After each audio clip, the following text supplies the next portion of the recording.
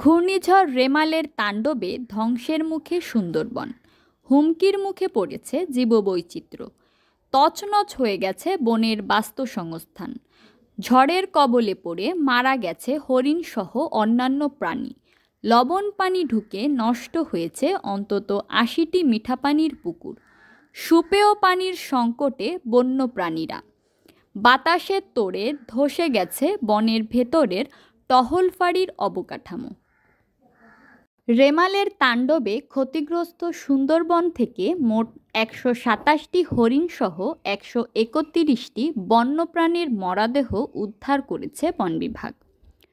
ক্ষতিগ্রস্ত সুন্দরবনের বিভিন্ন চর থেকে গতকাল আরও ৩১টি হরিণের মরদেহ উদ্ধার করা হয়েছে।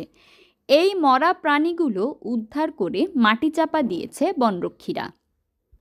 এর আগে ঝড়ের পর থেকে বুধবার পর্যন্ত বনের বিভিন্ন চর থেকে ৯৬টি হরিণ এবং ৪টি শূকরের মৃতদেহ উদ্ধার করে বন বিভাগ।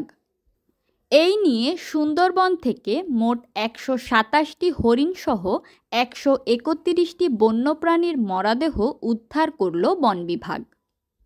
এছাড়াও জীবিত ও আহত অবস্থায় ১৮টি হরিণ ও একটি অজগর উদ্ধার করে বনে অবমুক্ত করেছে বন বিভাগ। শুক্রবার রাতে খুলনা অঞ্চলের বন সংরক্ষক মিহির কুমার দে জানান, ঘূর্ণিঝড় রেমালের তাণ্ডবে সুন্দরবনের অনেক ক্ষতি হয়েছে। জোয়ারের জলোচ্ছ্বাসের পানিতে সুন্দরবনের বেশিরভাগ অংশ প্লাবিত হয়েছে। মিষ্টি পানির পুকুরগুলো সব লবণ পানিতে প্লাবিত হয়েছে। ঝড়ের পরে বনের কটকা, কচিখালি, করমজল, পক্ষীর চর, ডিমের চর, শেলার চর ও নারিকেলবাড়িয়া সহ বিভিন্ন এলাকা থেকে হরিণের মোট ১২৭টি মৃতদেহ উদ্ধার করা হয়েছে। ৪টি বন্য শূকরের মরদেহ পাওয়া গিয়েছে। এ সকল মরদেহ মাটিচাপা দেওয়া হয়েছে।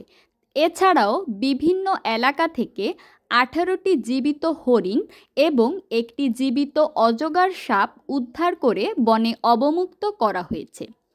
সুন্দরবনের ৬,০১৭ বর্গ কিলোমিটার বাংলাদেশের অংশে, যার জলভাগের পরিমাণ ১,৮৭৪.১ বর্গ কিলোমিটার, যা পুরো সুন্দরবনের আয়তনের ৩১.১৫%। বন বিভাগের দেওয়া তথ্য মতে ২০০৭ সালে সিডরের পর সুন্দরবনে ৪০টি হরিণ, একটি বাঘ ও একটি তিমির মরদেহ পাওয়া যায়। ২০০৯-এ ঘূর্ণিঝড় আয়লার পর ৩টি হরিণ ও একটি শূকরের মরদেহ উদ্ধার করা হয়। ২০১৩ থেকে ২০১৯ সাল পর্যন্ত হওয়া ঝড়গুলোতে বাঘ, হরিণ সহ অন্য কোনো বন্যপ্রাণীর ক্ষতি হয়নি।